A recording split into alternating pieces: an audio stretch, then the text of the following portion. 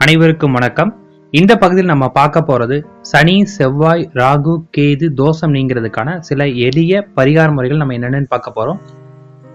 உடல் ஊனமுற்றவர்களுக்கு நிறைய உதவி செய்யணும். அவங்களுக்கு பாத்தீங்கன்னா ஏதாவது பொருள் உதவி இல்ல பண உதவி நம்மளால முடிஞ்சது பண்ணிட்டு வரணும். அடுத்தது அன்னதானம் பண்ணணும். அவசிய தேவைகள் யாருக்காவது இருந்தால் அவங்களுக்கு பூர்த்தி செய்யறதுக்காக உதவி பண்ண ஆரம்பிக்கணும். 4 கால் ஜீவனங்களுக்கு சாப்பிட கொடுக்கணும். அதாவது பசுமாட்டுக்கு அகத்திக்கீரை பழம் கொடுக்குற மாதிரி இருக்கணும். நாய்களுக்கு உணவளிச்சுட்டு வரணும்.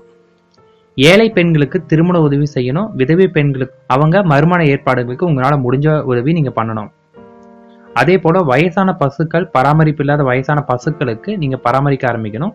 முதியோர்களுக்கு அன்னதானம் செய்ய ஆரம்பிக்கணும். வெள்ளிக்கிழமைகளை ராகு காலத்துல அம்மன் கோவில்ல அன்னதானம் பண்ணணும்.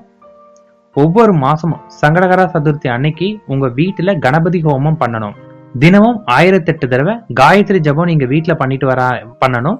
அதே போல சூரிய மந்திரம் உங்களுக்கு முன்பதிவிலே கொடுத்திருக்கோம். அந்த சூரிய மந்திரத்தை தினமும் நீங்க சொல்லிட்டு வரணும் காலையில. இதெல்லாம் நீங்க பண்ணிட்டு வந்தாவே உங்களுக்கு சனி தோஷம் உள்ளவங்களும் சரி, அதாவது சனி இப்போ உங்களுக்கு ப்ராப்ளமா இருந்தாலும், செவ்வாய் தோஷம் இருக்கிறவங்க, ராகு கேது தோஷம் இருக்கிறவங்க இதுல இருந்து விடுதலை பெற ஆரம்பிப்பாங்க. மிக்க நன்றி.